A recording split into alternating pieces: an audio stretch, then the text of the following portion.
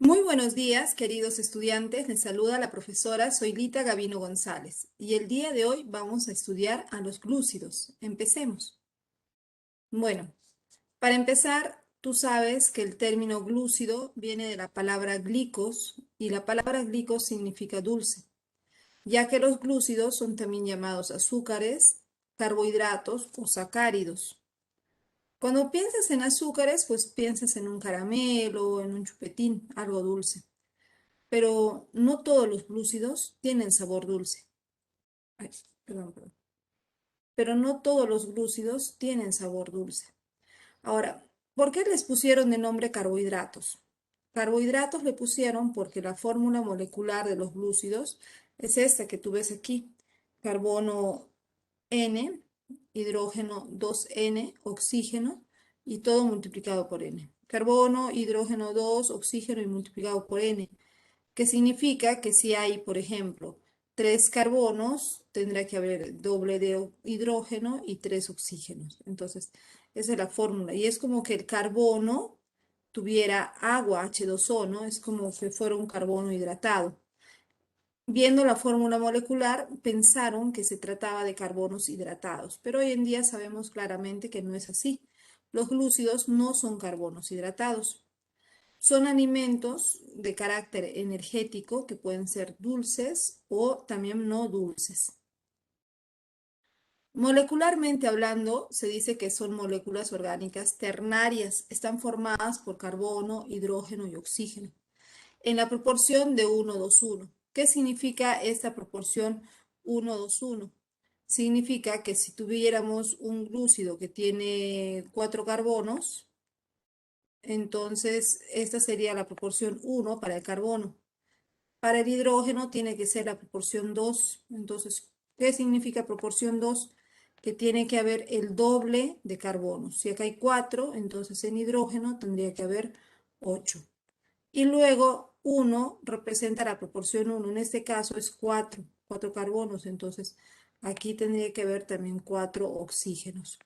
Esto se refiere a proporción, ¿ya? Entonces, decimos que los glúcidos cumplen con la proporción 1:2:1, está referido a las proporciones de átomos. No significa que tengan un carbono, dos hidrógenos, un oxígeno, eso no sería viable, ¿ya? Ahora, ¿cómo se los define químicamente a los glúcidos? Químicamente, los glúcidos se definen como polihidroxialifáticos o polihidroxilos, ¿ya? Polihidroxialifáticos o polihidroxilos. ¿Qué significa esto? Pues que van a tener cadenas de carbonos, aquí están, y en esas cadenas de carbonos, vamos a verlo de cerca, en esas cadenas de carbonos se les llama, cuando la cadena es así lineal, se le llama cadena alifática. ¿Ya? Cadenas alifáticas son cadenas de carbonos, cadenas lineales de carbonos. Ahora, polihidroxilos, ¿qué significa? Que tienen varios grupos OH, ¿de acuerdo? Entonces, ahí estamos observando que ellos tienen esa característica, o aquí, ¿no? Polihidroxialifáticos. Polihidroxi se refiere a que tiene varios grupos OH y alifático significa que están en una cadena de carbonos, una cadena lineal de carbonos. Y nos menciona también el hecho de que pueden tener grupos carboxilo o grupos cetona. Por ejemplo, en este caso, en el extremo de la cadena vemos el grupo CO y unido al hidrógeno. Este es el grupo carboxilo. Lo mismo vemos en la otra cadena. Estos glúcidos tienen grupos carboxilo, pero también podrían tener otro grupo que es el grupo cetona. Vamos a ver la importancia o las funciones que tienen los glúcidos para los seres vivos. La primera función que tienen es la función energética. ¿Alguno de ustedes me puede explicar en qué consiste la función energética? Profesora, ¿me escucha? Sí, te escucho. Reserva energética sería almacenamiento de energía para, para soportar, ¿cómo se llama? Cuando hay ayuno ese, cuando vas a la huelga, así cuando no hay, ¿cómo se Ah, llama? claro, tienes razón. Gracias, Rolando. Y pues sí, como dice su colega, la función energética está relacionada con tener energía, ¿no? Si nosotros consumimos este tipo de alimentos llamados glúcidos, pues nos van a dar energía a todas nuestras células. Y obviamente la que más se va a beneficiar son las neuronas. 1 gramo de glúcido nos da 4 kilocalorías, pero no solamente nos van a dar energía de forma inmediata. Por ejemplo, en esos momentos, tal vez estás tomando tu desayuno y estás recargando tus energías para seguir todo un día de actividades. Entonces, en ese desayuno que te va a recargar de energía, seguramente estás consumiendo alimentos que contienen glúcidos, como de repente pan, arroz, papa o puede ser avena o puede ser mote o trigo, hay muchas opciones. Entonces, esos alimentos que son energéticos ingresan a tu cuerpo y liberan por cada gramo 4 kilocalorías. Por ejemplo, yo he comido el día de hoy 2 panes y cada pan, esos pequeñitos, panes pequeñitos, pesan 10 gramos. ¿Cuántas kilocalorías he obtenido de los panes que comí hoy día? 40 kilocalorías. Kilogramos. No, 40 40, kilocalorías. no, no es 40. 80. 80, claro, gracias Fernando. Efectivamente, ¿no? Yo he comido 2 panes. Cada pancito pesaba 10 gramos, entonces es 80 kilocalorías que he obtenido solo de los panes. También he tomado una taza de avena, entonces ahí ya estoy encontrando cantidades de glúcidos que me van a dar kilocalorías, es decir, energía para mis actividades. Pero a veces nosotros comemos en exceso. A veces no nos comemos solo 2 panes. Nos podemos comer más. Nos podríamos comer 5 o 6 panes. De repente le han puesto algún dulce, algún manjar, algún relleno que nos gusta mucho y nos comemos más y más los panes. ¿Qué pasa si comemos en exceso, no? Ya sea panes, papa, de repente han preparado papita con cremita de huancaína, o de repente han preparado un rico arrocito, alguna cosa que nos ha gustado y comemos más de la cuenta. Si comemos más de la cuenta, en nuestro cuerpo se almacena como una reserva energética que se llama glucógeno, y como lo dijo su compañero Salles, Rolando, esto se va a usar cuando tengamos una necesidad energética. Aquí, por ejemplo, tenemos un niño con su recarga de energía muy baja, baja batería. Y de pronto va a consumir un alimento que pueda proporcionarle glúcidos y le dé energía. Y este niño va a haber recargado sus energías. Lo mismo sucede con nosotros. Pero cuidado con comer en exceso, porque el exceso nos puede llevar a esta condición, que es la obesidad, el sobrepeso, la obesidad. Y la obesidad nos puede llevar a otras condiciones de salud complicadas. ¿Cuáles serían otros problemas de salud asociados a la obesidad? Presión alta en la sangre. Hipertensión, Claro, Miss. uno es la presión La alta diabetes o puede ser, hipertensión. Miss. Muy bien, La efectivamente, la diabetes también, diabetes. profesora. La diabetes. Claro, la diabetes, la presión alta, son problemas asociados a esto consumo excesivo de glúcidos. Los glúcidos también tienen función estructural. ¿Alguno quiere explicar la función estructural de los glúcidos? Yo puedo, Miss. Adelante. Yo podría. La función estructural, esa función le confiere a algunos animales, protección, Miss. Como vemos en la quitina, en el exoesqueleto de algunos artrópodos, como en la cucaracha. Entonces ahí, Miss. También la celulosa que se encuentra en la manzana recubriendo, entonces. Efectivamente, Celeste. Como lo dijo su colega, existen glúcidos que van a dar esa protección, como es la quitina, ¿no? Para los artrópodos, que es el exoesqueleto, lo vemos aquí en este escarabajo. Todo su cubierta está hecho de un glúcido bastante fuerte, bastante resistente, que va a tener la función de armadura prácticamente, ¿no? Un esqueleto externo. O también función estructural, porque vemos los vegetales, están formados sus células, sus paredes de las células vegetales tienen celulosa. Otra función que tienen los glúcidos es la función de comunicación. En esta función de comunicación, a ver quién desea explicar. ¿Alguien conoce esta función? Yo les explico. Yo Permite me... la Adelante. Ok, la función de comunicación en sí es que permite el reconocimiento celular a nivel de la membrana.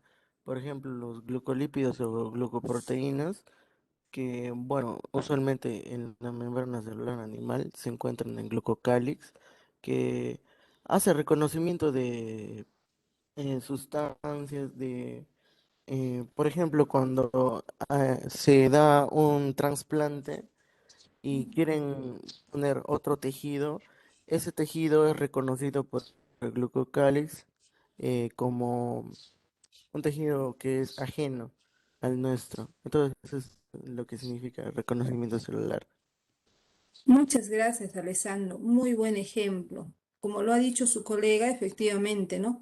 En la membrana celular, en la parte externa, existen glúcidos asociados a lípidos o proteínas llamadas glucolípidos o glucoproteínas que forman el glucocáliz y van a dar una identidad a nuestras células, le van a dar personalidad y esa personalidad o esa identidad que le dan a nuestras células también les sirve para el reconocimiento de aquello que sea extraño. Y esto es muy útil en el tema de trasplantes.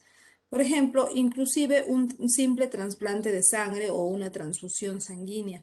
Si yo soy una persona del grupo sanguíneo A, que lo soy, yo, por ejemplo, no podría recibir sangre de una persona del grupo sanguíneo B. ¿Por qué no? Porque vemos aquí el ejemplo, ¿no? En la membrana de los glóbulos rojos del grupo B existen glucoproteínas que son distintas a las del grupo A y esto va a ocasionar que sean reconocidas como extrañas y se genere rechazo al trasplante del órgano. Vamos a ver el día de hoy la clasificación de los glúcidos. En realidad, esta es una clasificación muy amplia. Aquí podemos observar que los glúcidos los podemos clasificar en osas y en óxidos. Dentro del grupo de las osas se consideran a los glúcidos simples no hidrolizables. ¿Qué significa no hidrolizable? Significa que estos glúcidos no se van a degradar en ¿No se glúcidos puede más escribir? simples porque ellos ya son los más simples. Las osas vienen a ser los monosacáridos. Y recuerda que para ser un monosacárido debe estar formado de 3 a 7 átomos de carbono. Ahora, estos monosacáridos, a su vez, se van a dividir en tres grupos. Están las aldosas, las cetosas y los monosacáridos derivados. Dentro de las aldosas son aquellas que tienen el grupo aldehído o grupo CHO. Y aquí tenemos los más representativos, porque lógicamente existen muchos más. Aquí tenemos con 3 carbonos al gliceraldehído, con 4 carbonos eritrosa y tetrosa, con 5 ribosa, arabinosa, silosa, con 6 glucosa, dextrosa, galactosa y manosa. Ahora, dentro del grupo de las cetosas tenemos, se llaman cetosas porque tienen el grupo cetona o grupo CO y de 3 carbonos dihidroxiacetona, de 4 eritrulosa, de 5 ribulosa, cirulosa y de 6 fructosa o lebulosa. Y también están los monosacáridos derivados que están unidos. Los derivados vienen a ser cualquiera de estos. Podría ser una aldosa, podría ser una cetosa, pero además está unido a otro grupo funcional. Así, por ejemplo, tenemos a los desoxiazúcares, como la desoxirribosa, a los aminoazúcares, como la glucosamina, los glucoácidos, como el ácido ascórbico o vitamina C. Mira, es una vitamina, pero es un glúcido. Los glucoalcoholes, como el manitol. Esos vienen a ser las osas. También está dentro de la clasificación de los glúcidos los óxidos. Estos se llaman así ya que la hidrólisis completa de estos óxidos va a dar origen a monosacáridos, o sea que si se rompen o se degradan cualquiera de estas moléculas completamente, vamos a tener monosacáridos. Y bueno, los óxidos los vamos a dividir en holócidos. Su hidrólisis da solo monosacáridos, pero no solamente existen holócidos, también existen heterócidos. Los heterócidos son aquellos que dan monosacáridos al hidrolizarlos, pero además dan otras moléculas adicionales que vamos a ver. Dentro de los holócidos, que son los más comunes y los que vamos a estudiar el día de hoy, están los disacáridos, que son aquellos que están formados por la unión de dos monosacáridos, y estos disacáridos pueden ser reductores y no reductores. Los disacáridos reductores son maltosa, lactosa, celobiosa, isomaltosa, y los no reductores son la sacarosa y la trealosa. También tenemos a trisacáridos, que están formados por la unión de tres monosacáridos, melitosa, rafinosa, y los polisacáridos, que pueden ser homopolisacáridos o heteropolisacáridos. Los homo solo tienen un mismo tipo de monosacárido y aquí los tenemos, ¿no? Almidón, glucógeno, inulina, celulosa, quitina y pectina. En cambio, los heteropolisacáridos están formados por distintos tipos de monosacáridos. Están la hemicelulosa, el peptidoglucano, el agar, el condroitinsulfato, el ácido hialurónico y la heparina, que estos tres pertenecen al grupo de los GAG, ¿no? Glucosaminoglucanos. Y finalmente, hay los asteriscos que ustedes han observado aquí en cada uno de estos. Un asterisco representa los polisacáridos que tienen función de reserva energética y dos asteriscos representan los que tienen función estructural. ¿Ya? A la heparina no le hemos puesto porque tiene una función distinta, que no es ni reserva ni estructural, es anticoagulante, es una función diferente.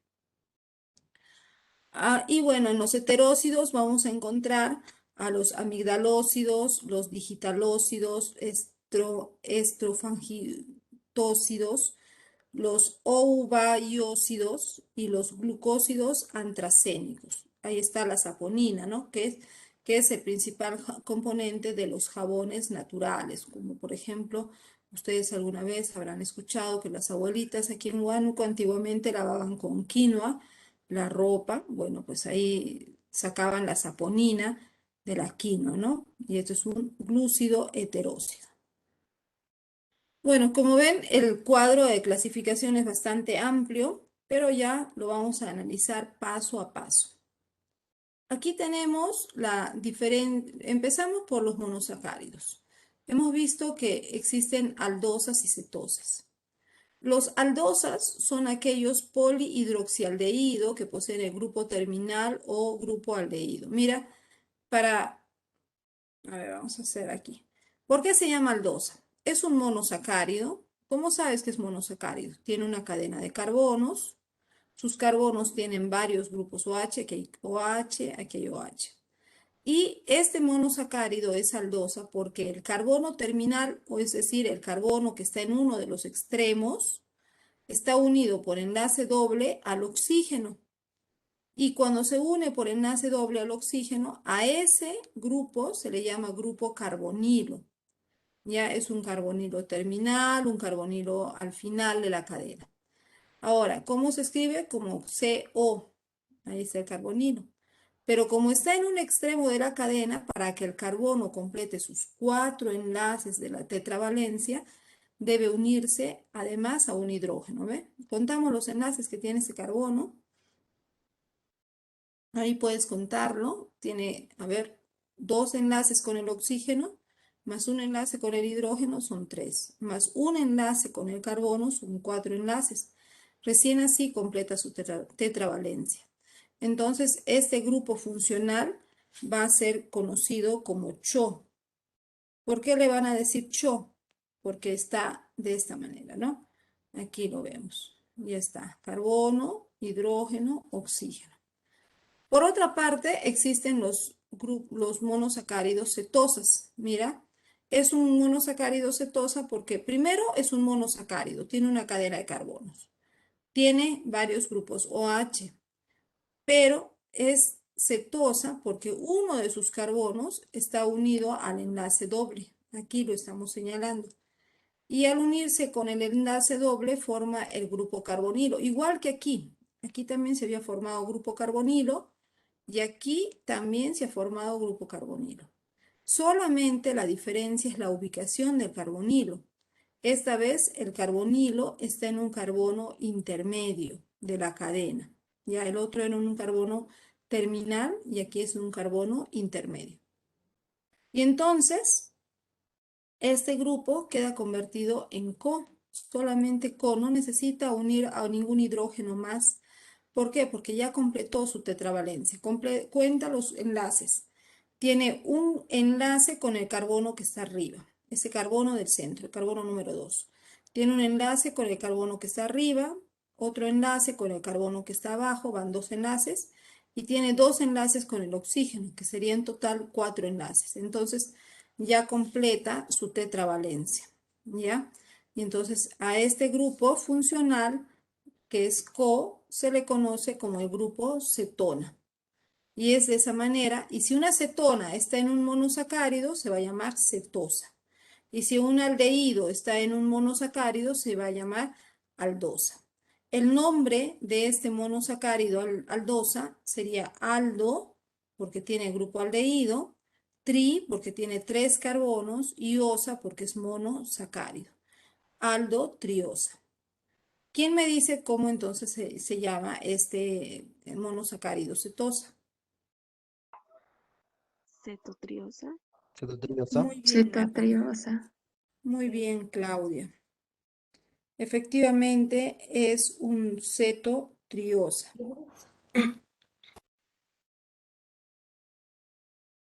Ahora, dentro de los monosacáridos vamos a encontrar que se definen como glúcidos más simples, formados de 3 a 7 carbonos, eso ya hemos visto, ¿no? Y que pueden tener denominaciones como triosa, tetrosa, pentosa o hexosa según el número de carbonos que presenten. Esa es la fórmula molecular. Y aquí tenemos algunos nombres de estos monosacáridos, las triosas, su fórmula con 3 carbonos, tetrosas con 4, pentosa con 5, hexosa con 6, heptosa con 7 carbonos.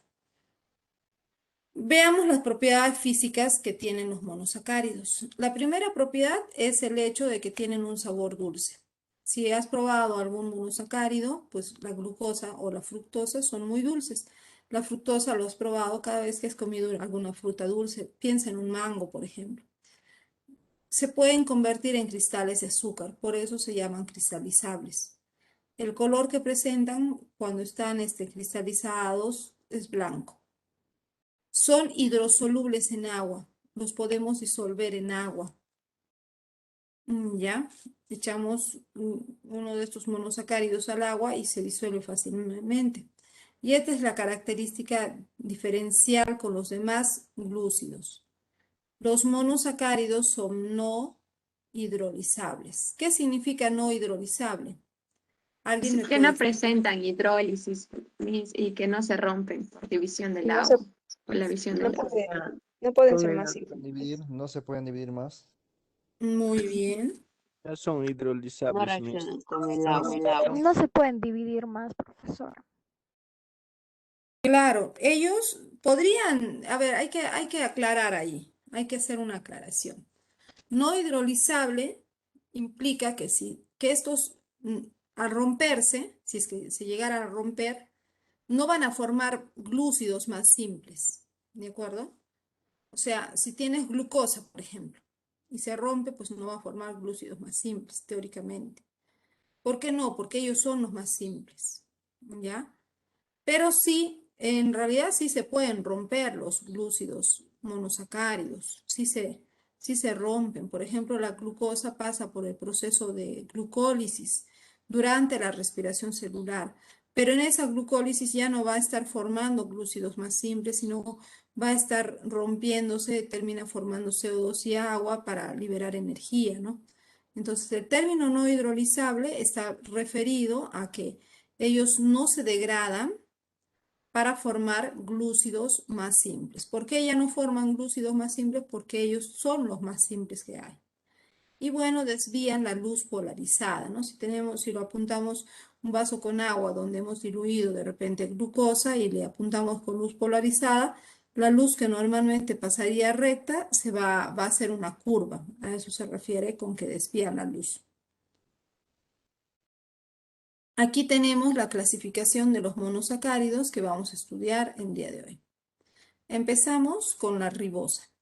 La ribosa, como puedes observar, tiene 5 carbonos. De acuerdo a eso, ¿qué es? ¿Es una aldosa, cetosa? ¿Cómo se denominaría? Es una pentosa. Aldosa. Es una aldosa. Pentosa. Aldosa. Aldosa. Es una aldosa, maestra. Una aldosa pentosa o una Aldopentosa. aldopentosa. Aldopentosa. Muy bien, efectivamente, ¿no? Esta es una aldopentosa, pero normalmente nosotros hemos dibujado aquí en la cadena lineal, pero la aldosa, la ribosa, perdón, esta es una aldosa que estando dentro de los seres vivos, esta cadena va a enrollarse, va a doblarse, adquiriendo la forma de un anillo, como puedes observar aquí. Entonces, aquí vemos, ¿no? El carbono 1, 2, 3, 4, y aquí afuera está el carbono 5, el anillo se cierra por el oxígeno. La ribosa, una de las primeras funciones que tiene, es que es el azúcar que forma parte del ARN, forma la estructura del ácido ribonucleico. Y también se sabe que a partir de esta ribosa, si pierde el oxígeno de su carbono número 2, se convierte en desoxirribosa, que es el azúcar que forma la estructura del ADN o ácido desoxirribonucleico. Entonces, es muy importante para la vida, ¿no? Porque ya sabemos que la vida no se puede concebir hoy en día la vida sin la presencia del material genético. Y este material genético, ya sea ADN o ya sea ARN, necesita pues de este azúcar llamado ribosa. Así que muy importante por eso. También a partir de la ribosa se forma el ATP. Aquí tenemos al ATP, una molécula que está formada por 3 grupos fosfato. Puedes observar 1, 2, 3 fosfatos. Tiene la ribosa y tiene la adenina, ¿no? ¿Quién sabe el nombre del ATP? Adenosín trifosfato. Adenosín trifosfato. Adenosín trifosfato. Efectivamente, es el famoso adenosín trifosfato. Este adenosín trifosfato, ahí en su nombre estás encontrando su composición, ¿no? Adenosín, que es porque tiene adenina, tiene ribosa, y trifosfato porque tiene 3 grupos fosfato. El ATP tiene enlaces de alta energía. Esos enlaces están entre los fosfatos. O sea, aquí hay un enlace y aquí hay otro enlace. Tiene 2 enlaces de alta energía. ¿Qué más? A partir de la ribosa se van a originar moléculas como el NAT, que es el nicotinamín adenín dinucleótido, y el FAT, que es el flavinamín adenín dinucleótido. Ahí vemos que en la estructura puedes observar con forma de casita está la ribosa, ¿no? Es una parte muy estructural de estas moléculas energéticas. Bueno. Otro monosacárido tenemos a ribulosa. ¿Qué es la ribulosa? ¿Aldosa o cetosa? Cetopentosa. Pentosa. Cetopentosa. Cetopentosa. Cetosa, maestra. Del grupo cetosa. Efectivamente, es una cetopentosa. Esta cetopentosa tiene una función fundamental para la vida, ya que la función que está muy relacionada con la absorción del CO2 en el aire, ¿no? El CO2. El CO2 es este dióxido de carbono que nosotros eliminamos al respirar. Así como nosotros eliminamos CO2, hoy en día la industria en general produce grandes cantidades de CO2, por ejemplo, para producción de energía eléctrica, como combustibles o como desechos también de procesos químicos, se liberan grandes cantidades de CO2. Este CO2, felizmente, y ese CO2 es tóxico, ¿no? Es tóxico, ¿por qué? Porque termina, al ser un gas muy liviano, termina llegando a la atmósfera y forma una capa muy delgada en la atmósfera. Esta capa muy delgada de CO2 va a hacer un efecto invernadero para nosotros. El efecto invernadero durante muchos miles de millones de años ha sido bueno porque el CO2 que formaba un efecto invernadero dejaba que la luz del sol entre y como no era mucho, pues llegaba a la Tierra la luz y el calor y luego ese calor salía. Pero en los últimos años la cantidad de CO2, aquí donde vemos como más oscuro, se ha incrementado mucho, se ha hecho demasiado CO2. Entonces la luz del sol entra, pero cuando quiere salir no puede salir. Y se queda ocasionando un calentamiento del planeta Tierra. Este calentamiento está ocasionando un cambio climático. De ahí que en lugares donde antes hacía frío, hoy en día hace mucho calor. Y el frío de esas zonas se ha desplazado a zonas donde hacía calor y ahora sienten frío. Y bueno, están habiendo varios desastres naturales ocasionados por esto. Entonces, hoy en día, los países del mundo están comprometidos, entre ellos nosotros el Perú, en reducir las emisiones de CO2. Debemos hacer lo posible por botar menos CO2. Entonces, no a la quema de basura, no usar combustibles fósiles, no hacer una sobreproducción de productos que necesitan o no consumir productos que para producirlos liberan mucho CO2, por ejemplo, los plásticos, ¿no?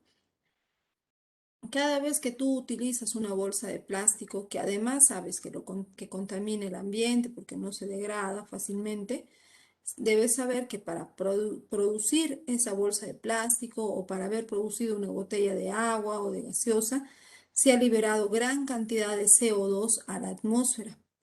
Y ese CO2 está incrementando el efecto invernadero. Peor si estás usando platos de Tecnopor o de repente estás utilizando plástico, botellas, platos, Tecnopor, bolsas, papel, ¿no? Papel también. El papel para producir papel, pues hay una gran tala de árboles y todos los procesos industriales que llevan a la producción de papel libera gran cantidad de CO2 a la atmósfera y esto pues está incrementando el efecto invernadero. ¿Quién nos puede salvar?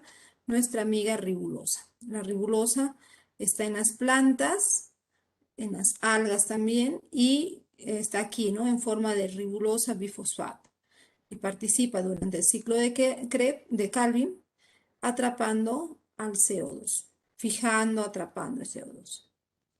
Ahí está.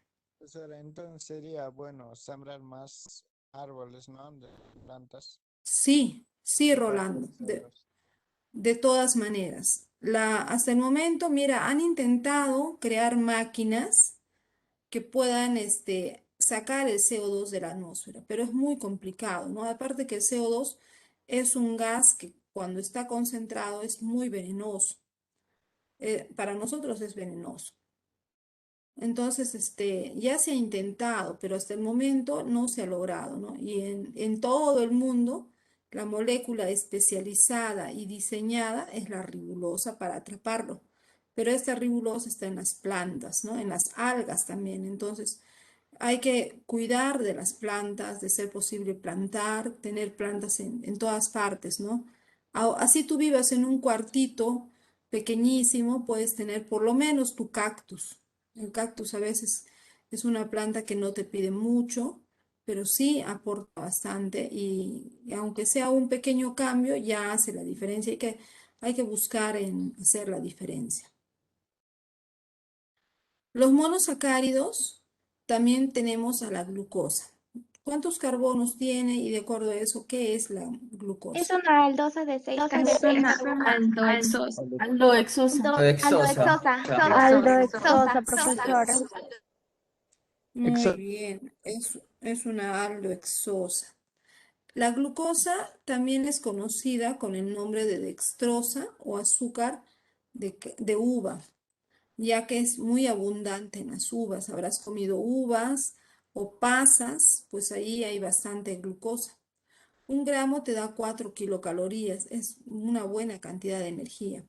Y debes saber que es el monosacárido más importante para los seres vivos. ¿Por qué más importante? Porque lo utilizan todas nuestras células, ya sean neuronas, músculo, ya sea que tú seas una bacteria, un hongo, una planta o un animal, todos los seres vivos estamos necesitando glucosa como fuente de energía.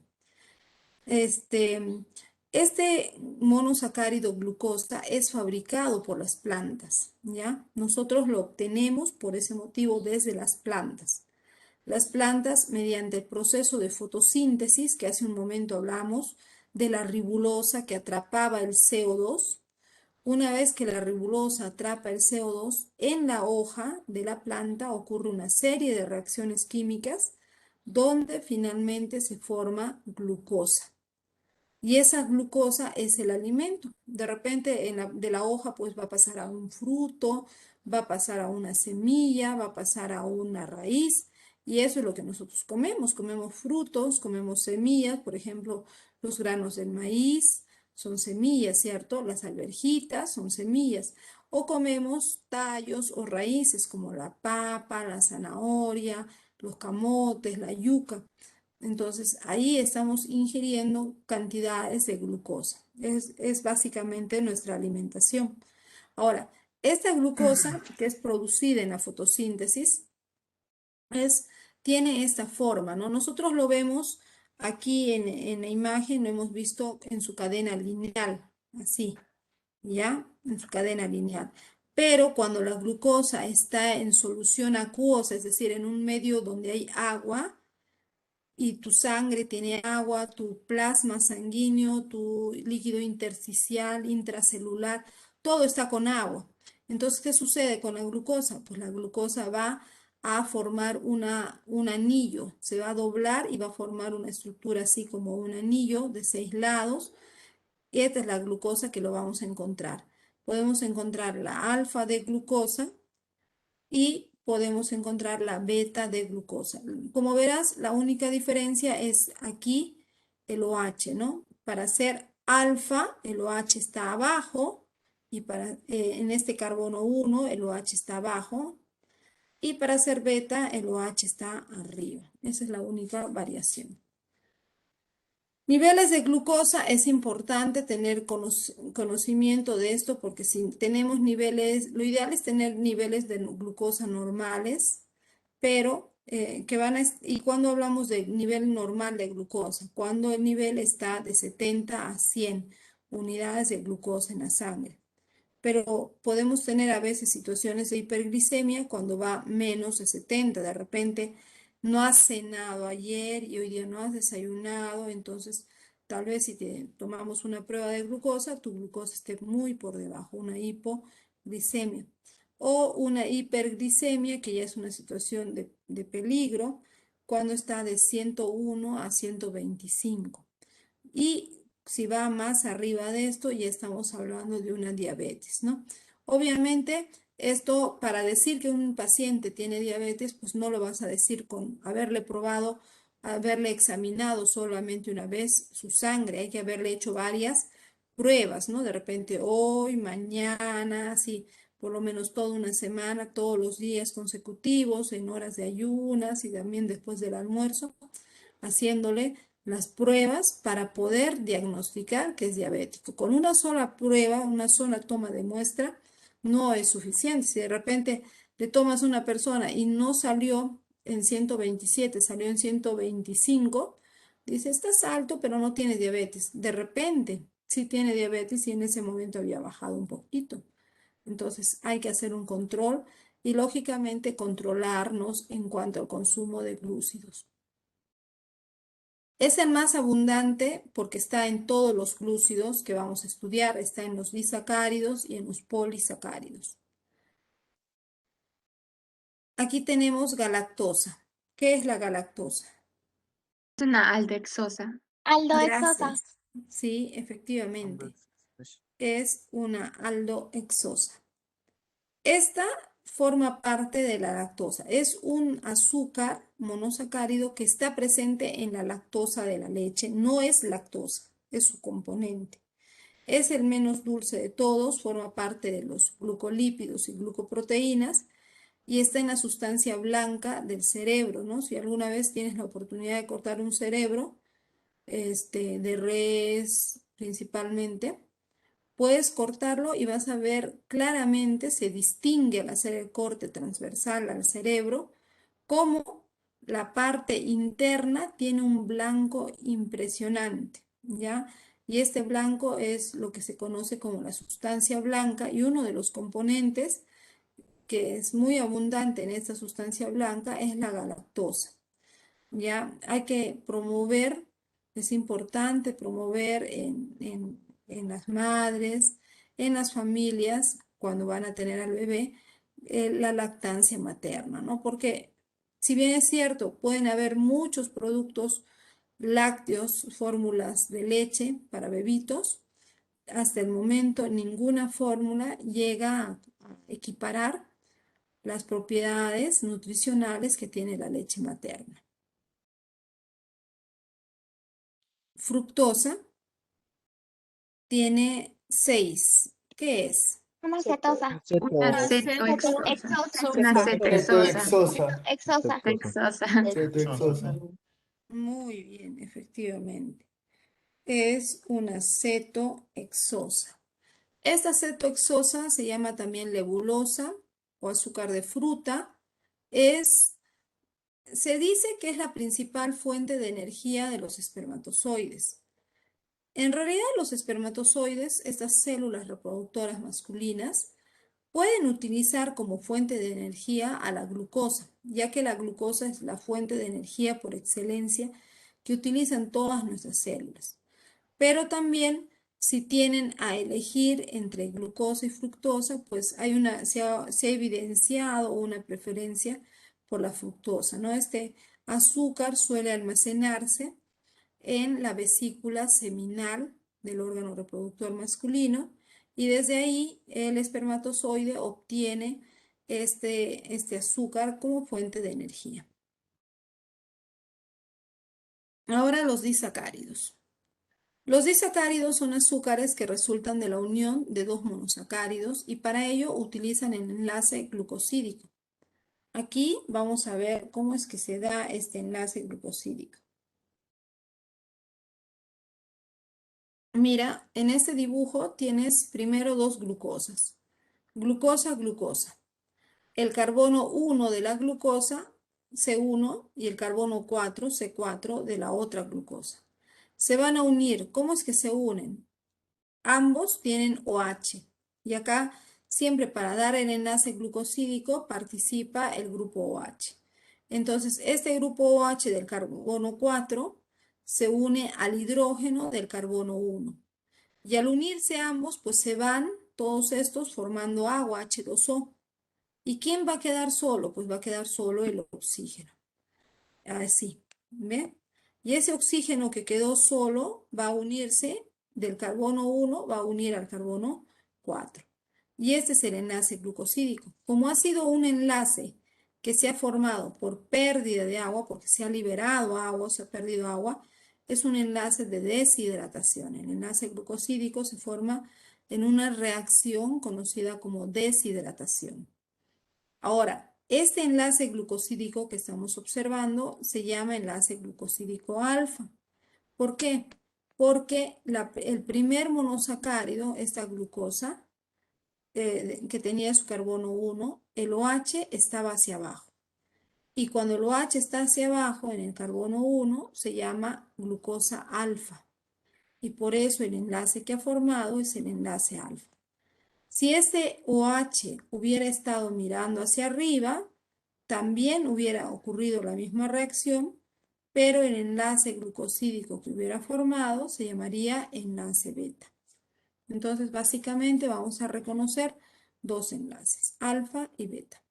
Características que tienen los disacáridos. Primero, su sabor es dulce, son cristalizables, van a formar cristales de azúcar, son solubles en agua, si lo diluimos en agua, pues se van a disolver muy bien. Son hidrolizables, significa que se pueden degradar en glúcidos más simples, es decir, si un disacárido se rompe, pues lo que vamos a obtener son sus monosacáridos. Y aquí tenemos algunos de los disacáridos que nosotros vamos a estudiar.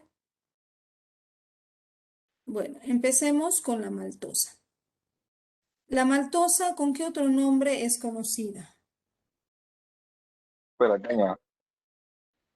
¿Cómo? ¿De caña dijiste? Azúcar de caña.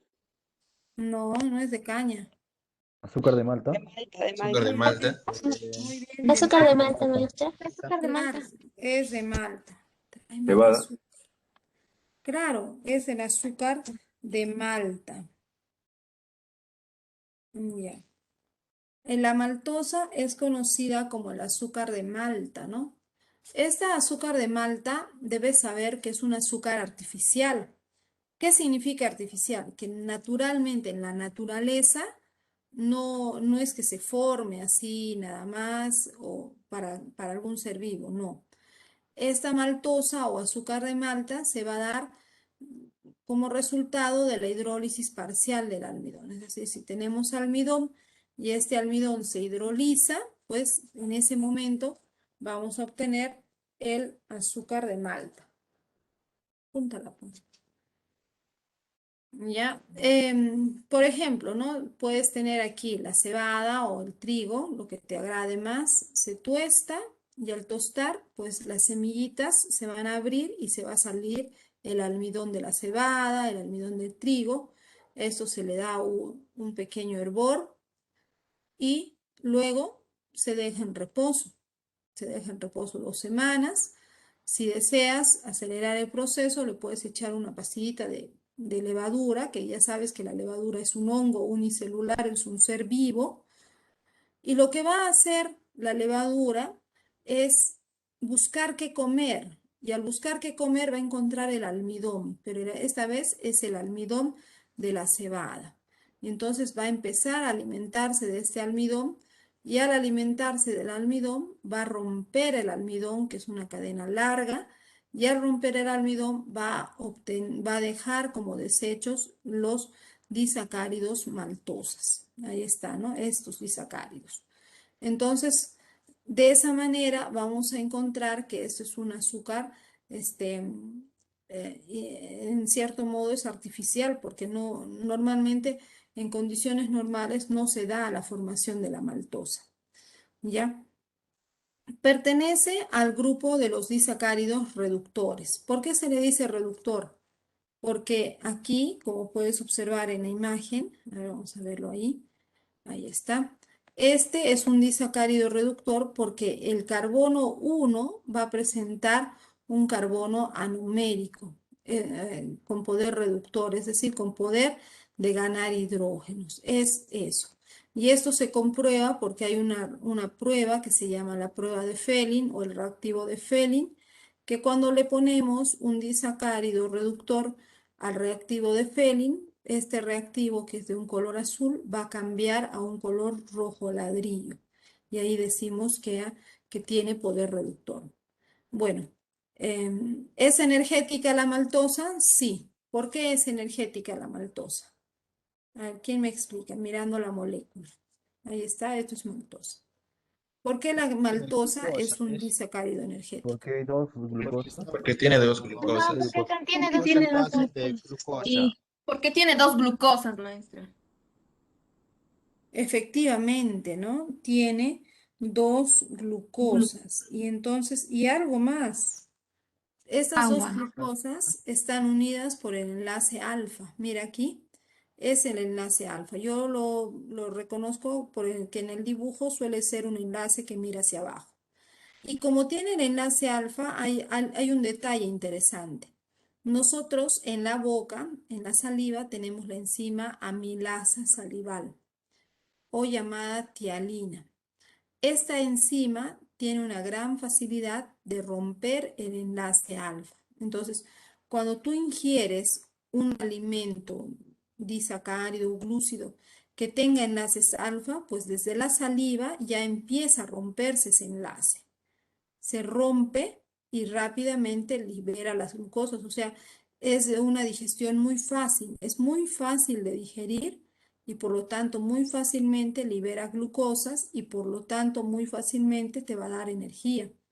Pero también si consumes en exceso, pues estas bebidas no solo te va a dar energía, sino que además te va a ocasionar problemas de salud, ¿no? Como la obesidad, la hipertensión y lógicamente te puede llevar a la diabetes. ¿Cuántas veces vemos personas que toman? En el Perú hay mucho consumo de cerveza, es algo que ya se ha indagado, se ha hecho cálculos, hay regiones que consumen grandes cantidades de cerveza y justamente en esas regiones también se ha identificado gran cantidad de pacientes diabéticos, ¿no? Entonces, y a veces dicen, yo tomo cerveza porque es de cebada y la cebada es buena. Sí, la cebada puede ser buena, pero para hacer la cerveza la cebada ha sido fermentada. Y ya al ser fermentada tiene esto, tiene maltosa.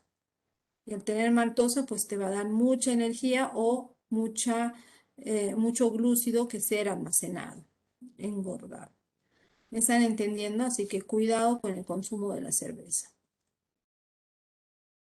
A ver, este se llama sacarosa. ¿Con qué nombre se le conoce? Sucrosa, Azúcar Miss. de caña. Es un Azúcar de, reductor. Azúcar de caña, sucrosa. Ah, muy bien, sucrosa o azúcar de caña. Muy Azúcar bien, de caña. azúcar de caña perfecto. Sí, es el azúcar de caña, o azúcar también de llamado azúcar de mesa. ¿Este azúcar de caña o azúcar de mesa será natural o será artificial? Natural. Natural. Naturales, Miss, Natural. natural. Natural. Pues, Muy bien, este sí es un azúcar natural, porque ya las plantas lo producen tal cual. Las plantas producen la sacarosa, sobre todo plantas como la caña de azúcar, ¿no? Lo producen y lo almacenan en sus tallos. Lo que nosotros hacemos únicamente es extraer ese azúcar.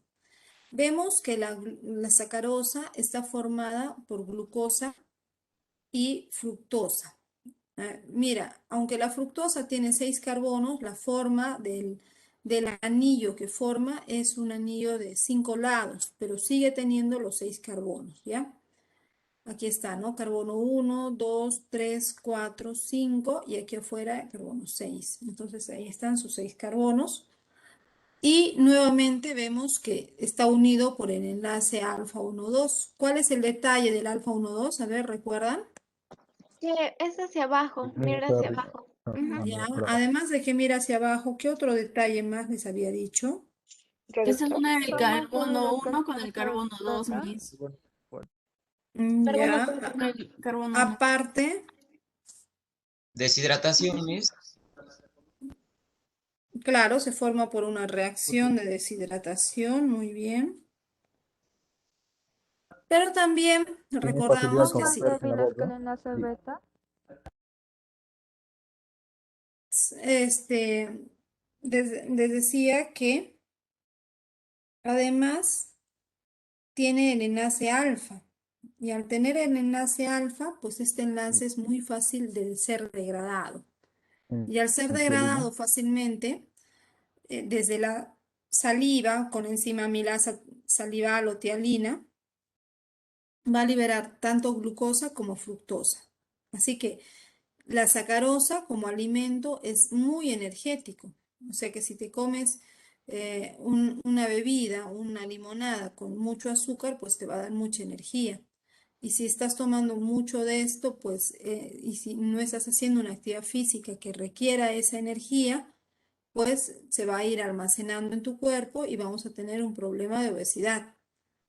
Pero también tenemos que tener cuidado con muchos alimentos que tienen etiquetas engañosas y que los consumimos pensando que no tienen azúcar cuando tienen grandes cantidades de azúcar. Por ejemplo, esta bebida gaseosa es un ejemplo, ¿no? Dice en su etiqueta sin azúcar. Pero si tú te fijas y te pones a leer uno de sus octógonos, su octógono dice alto en azúcar, ¿no? Hay una contradicción. Y muchas veces las personas leen solamente la parte de adelante y se dejan llevar por esto y terminan consumiendo. O a veces Productos que parecen inofensivos, diseñados para niños, que en teoría deberían ser buenos, tienen altas cantidades de azúcar, pero no nos damos cuenta porque las etiquetas que presentan, tanto por los colores, el tipo de letra, el tamaño que tienen, no permiten visualizar la cantidad de azúcar que presenta. Entonces hay que tener cuidado con esos azúcares. Aquí vamos a ver un estudio, es un video muy cortito, de una investigación que se realizó en Francia sobre cómo el azúcar causa tanta adicción como la cocaína. Ya, esta investigación lo realizó un científico que para muchos expertos el azúcar puede ser igual de perjudicial que el tabaco, ya que causa enfermedades como obesidad, diabetes, hipertensión e incluso cáncer. Serget Ahmed, un científico especializado en adicciones, trabajaba en el Centro de Investigación Nacional de Francia. Descubrió que el azúcar causaba más adicción que la cocaína. Quería medir el grado de adicción de las ratas en sus experimentos a la cocaína. Así que les dio de probar agua azucarada durante un tiempo porque pensaba que el agua azucarada era menos inofensiva. Suponía que las ratas que ya eran adictas a la cocaína seguirían eligiendo la cocaína, pero entre el 80 y 90% de las ratas eligió agua azucarada. Serget fue uno de los primeros científicos que ha confirmado que el azúcar activa la zona del cerebro de la recompensa. Cuando uno ingiere algo dulce, libera dopamina, que es lo mismo que sucede con las drogas. Al igual que ocurría hace 50 años con el tabaco, hay todo un lobby encargado de acallar los peligros del abuso y favorecer su publicidad en el consumo.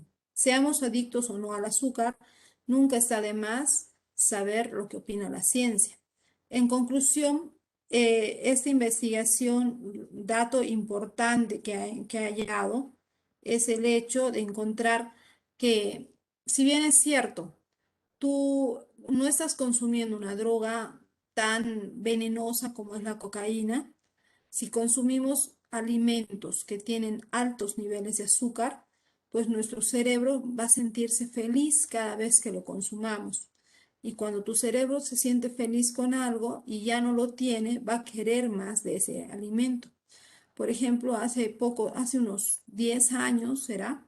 O 12 años, esta marca de bebida gaseosa que vemos en la imagen había hecho su publicidad diciendo destapa la felicidad. Entonces, ¿verdad? Uno bebes esta bebida y de pronto te sientes tranquilo, te sientes satisfecho, tienes una sensación de felicidad y confort. Y de verdad que es cierto. ¿Y esto por qué? Porque ellos están explotando algo que los científicos ya lo han comprobado, ¿no? El tema del azúcar. Cuanto más azúcar tiene, pues tu cerebro se siente feliz, se siente satisfecho, que la vida vale la pena vivirla y te pide más de esa sustancia. De repente, hace 30 años atrás, en mi infancia, era muy común ver a mi familia comprar una botella así personal y dividirla en vasitos pequeños y todos tomábamos de una botella personal, cuatro miembros de la familia. Hoy en día eso sería una burla. Hoy en día si tienes una botella personal, pues es para cada persona, ¿no? Es más, hay personas que no beben de una botella personal, prefieren la de medio litro, otros se compran su litro y otras compran hasta botellas de 3 litros para consumir. ¿Por qué? Porque cada vez el cerebro le pide más y le pide más. Pero también hay un peligro. El peligro es que estas bebidas tienen demasiado azúcar. Un vasito de 250 mililitros, que son esos vasos pequeños, no los vasos grandes que tienes en casa, sino los pequeñitos nada más. Esos vasitos tienen un vasito de 250 mililitros, hay 24 cucharaditas de azúcar, pero no lo sentimos porque tiene otros componentes más esta preparación que disimula la alta cantidad de azúcar que presenta. ¿Ya? Y ustedes, si hacen experimentos, pues hay muchas formas de comprobar que esto es así, ¿no? Aquí vamos a ver cuánto azúcar pueden tener los cereales. Ay, perdón. Cuánto azúcar pueden tener los cereales. Vemos, por ejemplo, la granola, 3 cucharadas. Vamos a ver los copos de maíz, cuántas veces hemos comido ese cereal. Supuestamente sano, tiene 3 cucharadas de azúcar grande, 3 anillos azucarados, 3 cucharadas de azúcar, más la harina, que también es azúcar, las almohaditas rellenas y así los copitos de chocolate. Tienen mucha azúcar que realmente ocasiona serios problemas para todos nosotros. ¿Cuál es el problema en una persona que consume azúcar? Si es una persona adulta, ¿qué problemas puede tener? La obesidad. Obesidad, Diabetes. Ya, Tengo un largo Diabetes. diabetes, Miss. Diabetes.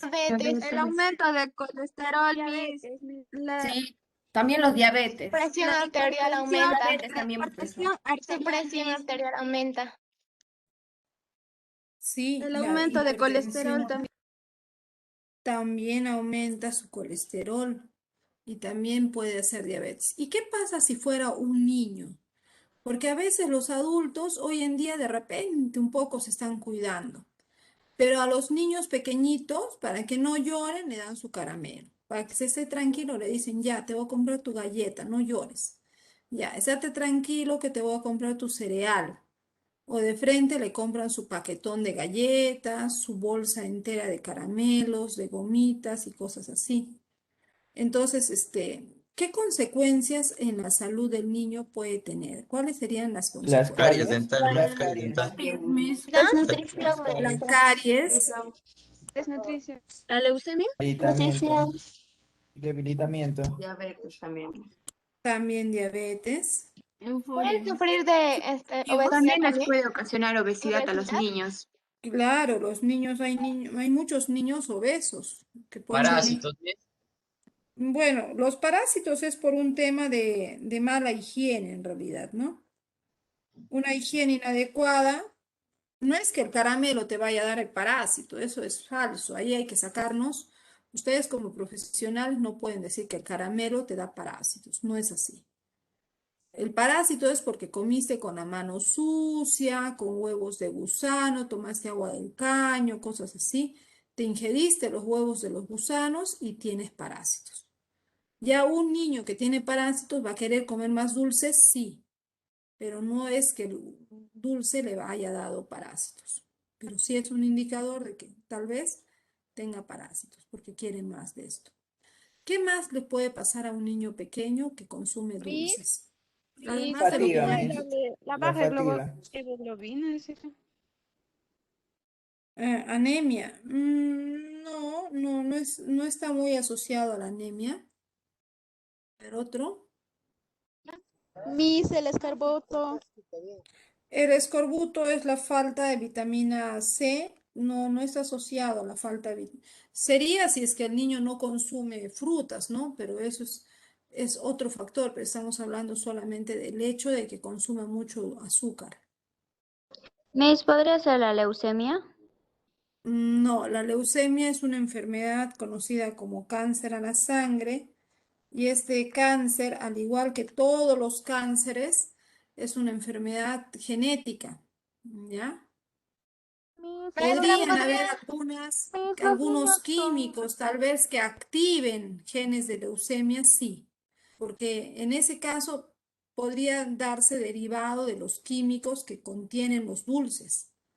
Muchos dulces hoy en día, los dulces no tienen el color natural del azúcar, que es entre amarillo y casi blanco.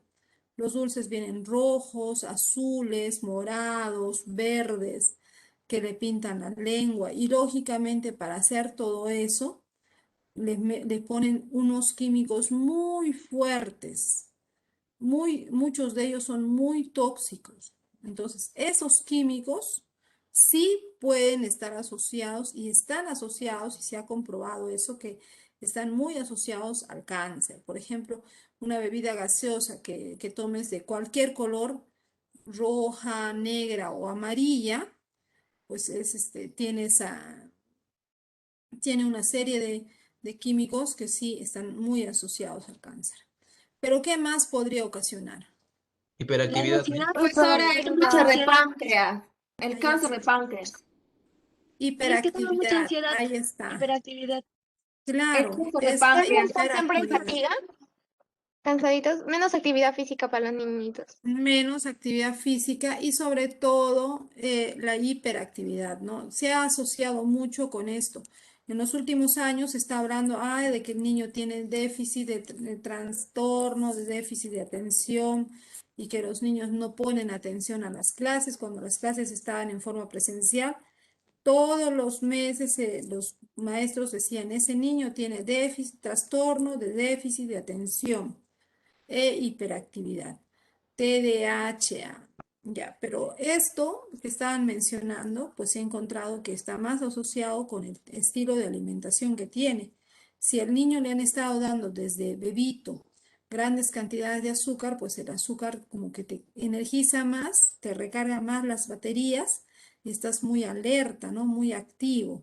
Y si es un niño que está en esas condiciones, pues difícilmente va a poner atención a la Miss, difícilmente va a poner atención a las actividades que hace con sus colegas y ahí va a estar buscando moverse, estar alocándose y de repente no va, su capacidad de aprendizaje se va a ver limitada y esto va a ir arrastrando durante su etapa escolar. Por eso es recomendable que a los niños se les suprima los azúcares, estos son azúcares artificiales, lo mínimo posible de azúcares artificiales y se use más bien azúcares naturales. Es decir, si un niño quiere comer una golosina, pues que esa golosina sean trozos de mango, que sean uvas, que sea papaya, que sea sandía, ese tipo de golosinas que consume el niño, dulces sanos, dulces naturales. Pero dulces artificiales, ultraprocesados como los que estamos viendo aquí, pues estos no. Una bebida gaseosa no, un pulpín no, un frugos no. Incluso estos yogures que vienen en cajita, que tienen altas cantidades de azúcar, no.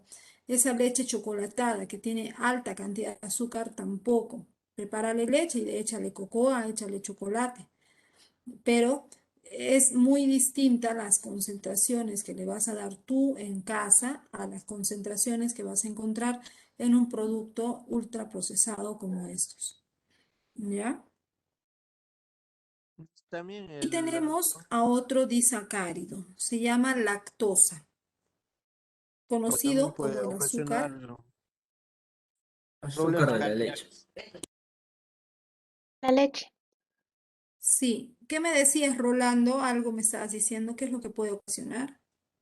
O sea, cuando consume mucho dulce, o sea, puede ocasionar problemas cardíacos al niño, ¿o no? Sí, sí, Rolando. Sí, porque como mencionaron tus colegas, el azúcar, cuando es una gran cantidad de azúcar, el azúcar puede almacenarse y a veces se almacena convirtiéndose en grasa. Y cuando se almacena convirtiéndose en grasa, pues esto va a ocasionar que se pueda almacenar en los vasos sanguíneos, en los más finos, ¿no? Que son los vasos sanguíneos del corazón. Y sí puede ocasionar problemas cardíacos. Valgan verdades, en Huánuco existe una buena, antes de la pandemia, y se salió un reporte de la DIRESA que habían 40 niños que estaban hospitalizados en Hermilio Valdizán recibiendo diálisis por problemas de diabetes. Eran niños diabéticos que ya habían hecho complicaciones. Complicaciones, en ese caso eran al riñón y tenían que recibir diálisis, ¿no? Ya eran casos graves. Y así como esos niños, pues cuántos más pueden haber ahora, no sabemos. Ahorita los datos en todo lo que es salud están sesgados, no son claros por eso de la pandemia, ¿no? Más está priorizando las enfermedades de COVID, pero no porque haya COVID, no olvidemos que las otras enfermedades no han desaparecido. Más bien hay que estar alertas y hay que tomar medidas para al menos frenarlas. Ahora, lactosa es el azúcar de la leche. Está formada por glucosa y por galactosa y glucosa, como pueden ver aquí en la imagen. Y mira la diferencia, tiene un enlace beta. Al tener el enlace beta, este enlace es como tiene una forma parecida a la letra N, la forma del enlace. Ahora, ¿esta lactosa es natural o artificial? ¿Qué dicen? Natural, Miss. Natural, maestra. Natural, maestra. Natural. Madre. Aunque algunas son Claro. procesadas. No. Pero la leche de tarra son procesadas. Lactosa es un azúcar natural, ¿no? Así sea una leche de tarro, en ese tarro han echado la leche de una vaca, en teoría, ¿no? A menos que sea bamba. Entonces es natural. El azúcar lactosa es un azúcar natural que se produce en las células de las glándulas mamarias, ¿ya? De cualquier mamífero, ya sea un mamífero humano o un mamífero animal, perro, gato, ratón, vaca, cabra, oveja, ¿ya? Ahora, este azúcar lactosa es ingerido por la criatura, por el recién nacido, y el recién nacido, si hablamos de los humanos, durante sus 6 primeros meses de vida, en forma obligatoria, va a consumir solamente leche materna, no consume nada más. Solo toma la leche de la mamá, no toma agüita, no toma mazamorrita, no come fruta, nada. Solo consume leche de mamá, ¿de acuerdo? ¿Y qué sucede? Ese bebito de repente nació pequeñito, flaquito, así es como nacen los bebitos.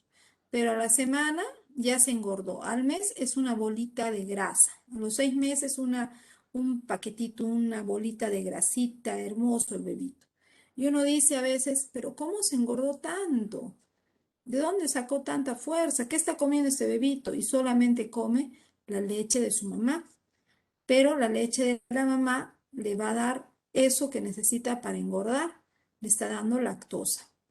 Y cuando el bebito toma la lactosa, el estómago del bebito, el intestino del bebito, es capaz de romper este enlace beta y libera galactosa, libera glucosa. Ambos sirven como fuente de energía y reserva energética, y es por eso que el bebito pues rápido crece, rápido engorda. El detalle está cuando el bebito empieza a crecer, ya tiene 5 años, 10, 15 años y de repente 20 años y toma leche, pero siente que le cae mal la leche, ya no es igual que antes. Conforme más se hace adulto, la leche le empieza a caer un poco peor, con malestar, gases, dolor estomacal, sensación de náuseas y en algunos casos extremos podría tener hasta diarrea. Esto sucede debido a que cuando él era bebito, su intestino producía una enzima que era la enzima lactasa. Esta enzima lactasa, imagínate como una tijerita, era capaz de romper el enlace beta y así liberaba la lactosa, la glucosa y la galactosa. Pero conforme vamos creciendo, dejamos muchos, no todos, ¿no? Hay personas que siguen produciendo la enzima lactasa durante toda su vida y no tienen problemas. Pero también existen personas que conforme se hacen adultos dejan de producir la enzima lactasa. Y al ya no producir la enzima lactasa, entonces, o producir en menor cantidad, pues lo que va a pasar es que van a tener unos malestares que se conoce como la intolerancia a la lactosa. ¿Ya? Entonces ellos no, leche así tal cual como es, no pueden consumirla. Pueden consumir de repente el queso, el yogur, que son derivados lácteos, donde las bacterias han ayudado a romper la enzima, el disacárido lactosa. Pero la leche tal cual es, no la van a poder tomar si tienen esta intolerancia. ¿Alguno de ustedes sabe qué otra cosa se puede hacer si una persona tiene intolerancia a la lactosa? Tomar leche deslactosada. Claro, podría ser. ¿Y cómo se hace la leche deslactosada?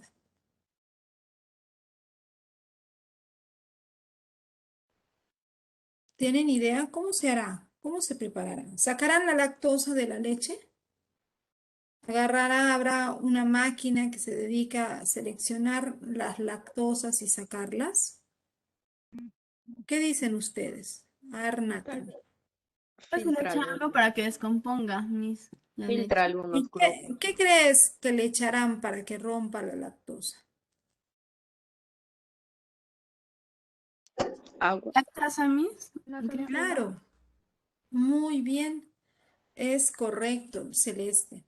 Lo que le ponen a esa leche denominada lactosada es la enzima lactasa.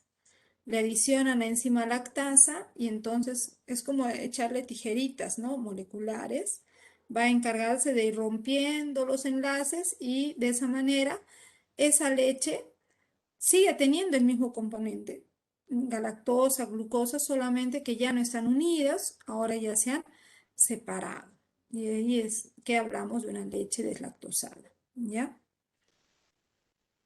Otro disacárido tenemos a la trealosa. Esta trealosa está formada por dos glucosas unidas por el enlace alfa 1,1.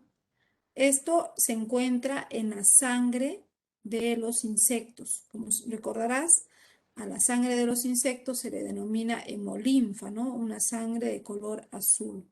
Y es bastante energético ya que tienen doble de glucosas y esto pues le da tanta energía que el insecto puede mantenerse estático aún estando volando. Aquí tenemos a celobiosa, otro disacárido, pero este disacárido es artificial.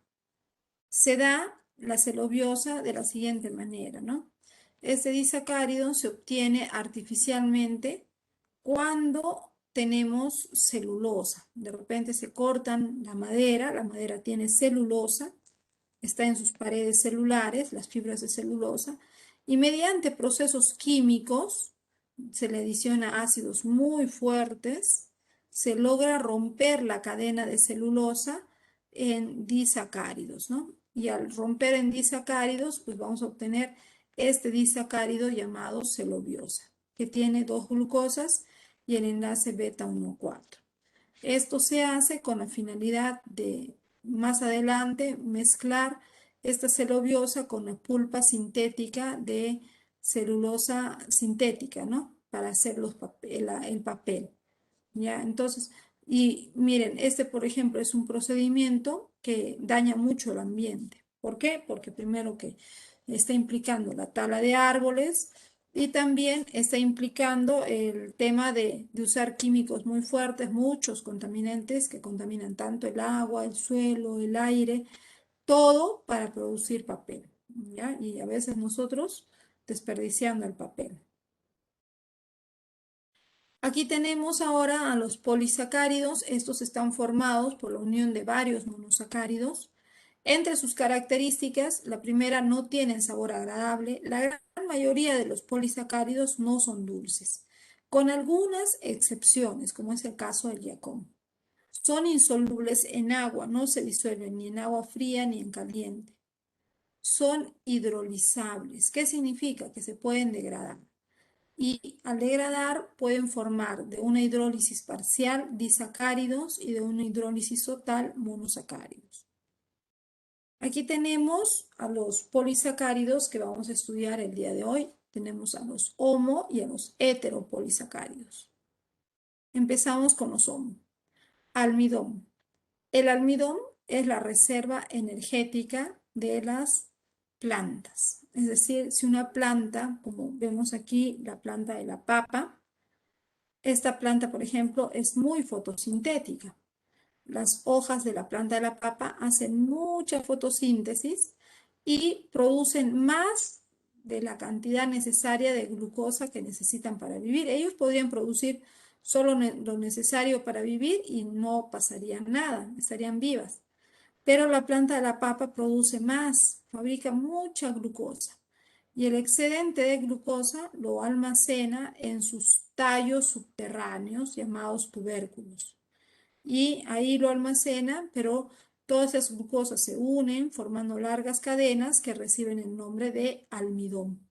¿Ya? Entonces, por eso hablamos de que el almidón es la reserva energética de las plantas. Así, por ejemplo, el maíz también es otra planta muy fotosintética que almacena el almidón en sus semillas. Lo mismo el arroz, ¿no? El arroz también almacena en sus semillas, en sus granos. Entonces, estas son plantas que van a usar el almidón. Este almidón como reserva energética está formado por dos cadenas de glucosas. Una cadena se llama amilosa y la otra se llama amilopectina. Aquí en el esquema podemos observar las diferencias entre amilosa y amilopectina. Mira, aquí esto es amilosa. La amilosa es una cadena espiralada, ¿ves? Como una espiral de glucosas. Aproximadamente tiene 500 glucosas. Y la amilopectina, en cambio, es como también sigue teniendo una forma muy parecida a la espiral, pero además es como una espiral ramificada. Entonces se dice que la amilopectina es ramificada, está formada por unas 1000 glucosas. Y detalle importante, las ramificaciones que tiene la amilopectina son largas ramificaciones. ¿Qué tipos de enlaces vamos a encontrar? En la amilosa, como solo es una espiral larga, el enlace que predomina es el enlace alfa hélice, alfa, en enlace alfa 1,4 que estamos viendo aquí. En cambio, en la amilopectina, en la parte donde es solo espiral, solo es el enlace alfa 1,4. Pero en donde hay ramificaciones, como en esta parte que hay una ramificación, en esa ramificación está el enlace alfa 1,6. Básicamente son los enlaces que tienen, son enlaces fáciles de digerir y por lo tanto al ser fáciles de digerir, si comemos gran cantidad de almidón, pues estos nos van a dar una gran tendencia a incrementar de peso, ¿no? Si es en exceso lo que estamos comiendo. El glucógeno es la reserva energética de los animales. Nosotros, los humanos y los animales, lo almacenamos en dos órganos principalmente, en el hígado y en los músculos.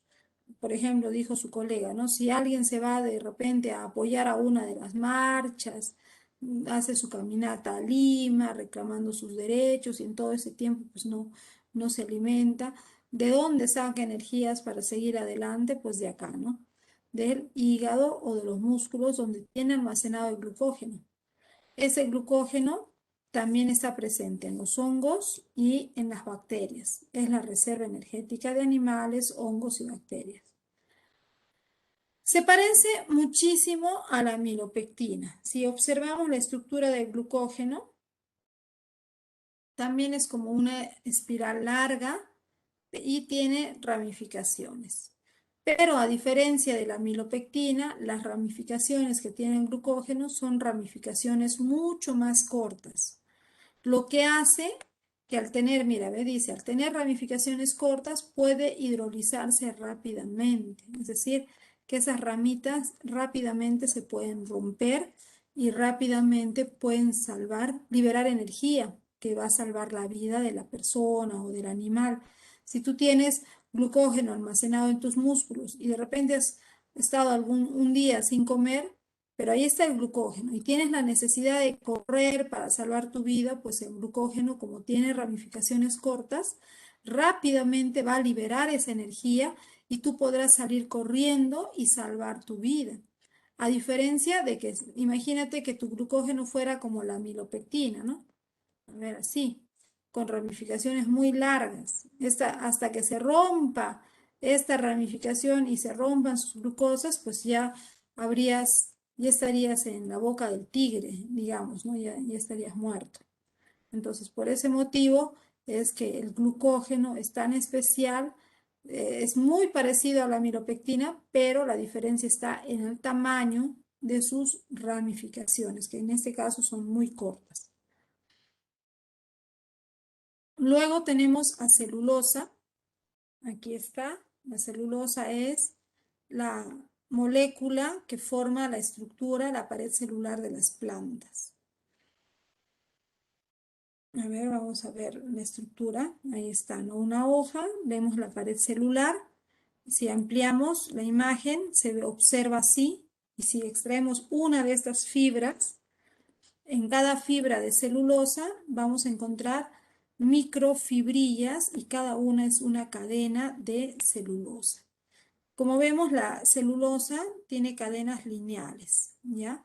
Esas cadenas lineales de glucosas están unidas por enlaces beta 1,4. Pero, como son tantas las cadenas lineales que están unas al lado de otras, esas cadenas de celulosa tienen la tendencia a unirse por enlaces puente de hidrógeno. O sea, están unidas ya por enlace beta 1,4, que es un enlace bastante fuerte, y además tiene enlaces puentes de hidrógeno entre cadenas adyacentes, lo que hace que la celulosa tenga la estructura parecida al de una malla, como una tela. De ahí que sea tan fuerte, tan resistente. Y por ese mismo motivo es que la celulosa es un polisacárido que nosotros los humanos no podemos digerir la celulosa. Tú puedes comer el día de hoy una manzana con cáscara y en la cáscara hay fibras de celulosa y esas fibras de celulosa no lo vas a digerir. Puedes comer una ensalada donde hay lechuga, apio, tomate, col, en fin, muchos vegetales. Pero todas las fibras de estos vegetales tú no lo vas a poder digerir porque es celulosa. Entonces de repente me vas a decir, si yo no lo puedo digerir, entonces, ¿para qué lo como, no? ¿Cuál es el objetivo? A ver, ¿quién me puede explicar por qué debemos consumir celulosa a pesar de que nosotros no podemos digerir estas fibras? A ver. Porque ayuda Para que ayude a botar los desechos mis. Es lo que había escuchado. Gracias, Celeste. Efectivamente, ¿no? La celulosa funciona como una escobita. Estas fibras de celulosa van a ser como escobitas que van a barrer, van a ayudar a barrer ese intestino grueso, ese colon, ayudando a eliminar los desechos, las excretas. También las fibras de celulosa sirven en cierto modo de alimento para nuestras bacterias, porque como tú sabrás, en el colon tenemos nuestra flora intestinal. Y esta flora intestinal está formada por bacterias buenas que a nosotros nos ayudan produciendo algunas vitaminas. Y estas bacterias buenas pues prefieren alimentos con celulosa. Si tú de repente comes pan, pizza, pastelitos, grasas, hamburguesas, cosas así, pues tus bacterias o tu flora bacteriana está enferma, está molesta y no está funcionando bien. Pero si tú comes frutas, verduras, tomas buenas cantidades de agua, pues tus bacterias están bien y van a producir las vitaminas que tú necesitas. Entonces, por ese lado es que necesitamos consumir esta celulosa. Y aparte, pues que no engorda, ¿no? Luego tenemos a la quitina, que forma el exoesqueleto de los artrópodos y forma la pared celular de los hongos. Está formada por el monosacárido N-acetilglucosamina. Como verás, es una glucosa que tiene el grupo acetil y tiene el grupo amina. Ya por eso es que se llama N-acetil. N porque se une a través del nitrógeno, ¿no? Aquí está, mira, esta es glucosa, enlace N es nitrógeno, que es amina, y está unido al grupo acetil, que es 2 carbonos H3. Entonces, así es como se forman estas cadenas unidas por enlace beta y ya tenemos quitina. El péptido glucano es un polisacárido que forma parte de la pared celular de las bacterias. Está formado por, por los los glúcidos llamados ácido, a ver, se me ha ido de la memoria, mil disculpas, a ver, aquí debe estar. Ahí está, se conoce como mureína, ahí está. Acetilglucosamina y ácido murámico, ¿no? Estos son los monosacáridos que forman al péptido glucano. Y el enlace beta, que es lo que lo hace tan resistente. De ahí que tenemos bacterias con tanta resistencia. También tenemos aquí a pectina, La pectina es este polisacárido que cuando está en agua caliente, mira, ¿de dónde está primero la pectina? Está en las plantas y específicamente está en la lámina media de la pared celular de las plantas. Aquí yo he hecho un dibujo un poco tosco, disculpen, pero se ve en color verde la pared celular de las plantas. En color amarillo esta parte son los plasmodesmos, pero entre lo verde está esto de color morado que representa la pectina, ¿no? Esta pectina es la sustancia que se va a ubicar entre la pared celular de las plantas para dar mayor estabilidad a la estructura de las paredes celulares. Ahí está, en todas las plantas está en hojas, está en frutos, está en semillas, cualquier planta lo tiene. Claro que hay plantas que tienen mayores cantidades de pectina que otras. Y esto lo podemos comprobar cuando calentamos una planta. Si hacemos hervir alguna fruta o alguna semilla, van a liberar la pectina. Hay plantas que tienen tanta pectina que con un poco de agua caliente liberan toda esta. Por ejemplo, la semilla de linaza, la semilla de chía o frutas que al hacerlas hervir, por ejemplo, las fresas, liberan mucha pectina, ¿no? Y tú cuando haces hervir las fresas, pues se va a convertir en mermelada. Y la mermelada tiene esa forma como si fuera un gel, una gomita, ¿no? Eso que tú ves así es la pectina. O de repente has remojado un poco de cebada o de linaza en agua caliente. Linaza, ¿no? Has remojado la linaza en el agua caliente y luego ha salido como una gomita ahí. Entonces, eso es la pectina. También hay una planta que se llama palo de goma, ¿no? Lo sumerges en el agua tibia y bota como una gomita.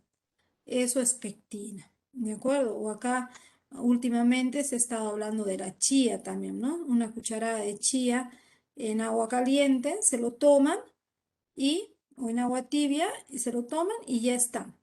Dicen para no tener apetito. ¿Y eso por qué funciona? Porque como le han echado agua caliente, va a empezar a liberar pectina y cuando llega a tu estómago va a haber tanta pectina que tú vas a sentir la sensación de llenura. Vas a decir, ah, ya me siento lleno, ya no tengo hambre. Pero lógicamente es la sensación, ¿no?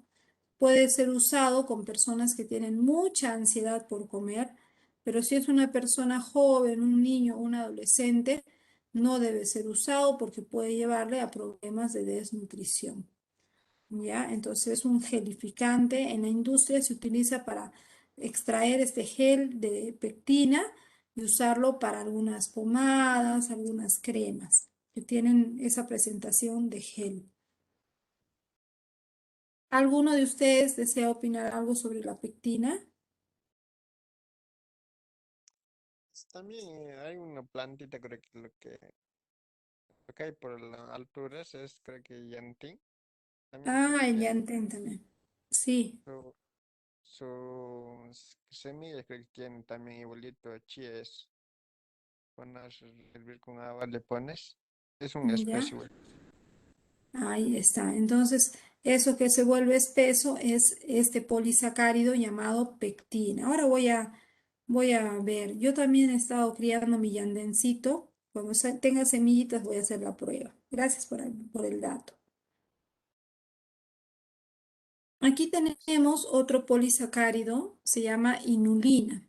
La inulina es la reserva energética que se encuentra en el yacón, la alcachofa y la dalia.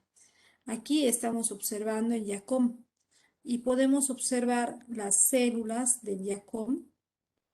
Ahí está. Estas células presentan gránulos de inulina. ¿Y qué es la inulina? La inulina pues es un polisacárido formado por fructosas, ¿ya? Solo tiene fructosas y estas fructosas están unidas por el enlace beta 2,1, o sea, la molécula se construye de abajo hacia arriba. Esa es la forma como está construida esta molécula. Debido a la gran cantidad de fructosas que presenta el yacón, este es un alimento que es dulce, ¿no? No es un dulce intenso, no. Es un alimento que tiene un ligero sabor dulce, ¿no? Es uno de los pocos polisacáridos que contradice la característica general de los polisacáridos, porque cuando hablábamos de polisacáridos decíamos ellos no son dulces, no tienen sabor dulce, pero la inulina sí lo presenta, ¿no? Debido a su composición, que son fructosas y estas están formadas por el enlace beta 2,1. Miss, disculpe, cuando se refiere a la dalia es el diente de león, ¿verdad? ¿O es otro? La dalia es una flor. No, no, el diente, no es el diente de león, no es el diente de león. Pero maestra, el diente de león también Pero contiene también se inulina, puede ¿verdad? leer, ¿no? La verdad no te podría confirmar si el diente de león contiene o no inulina.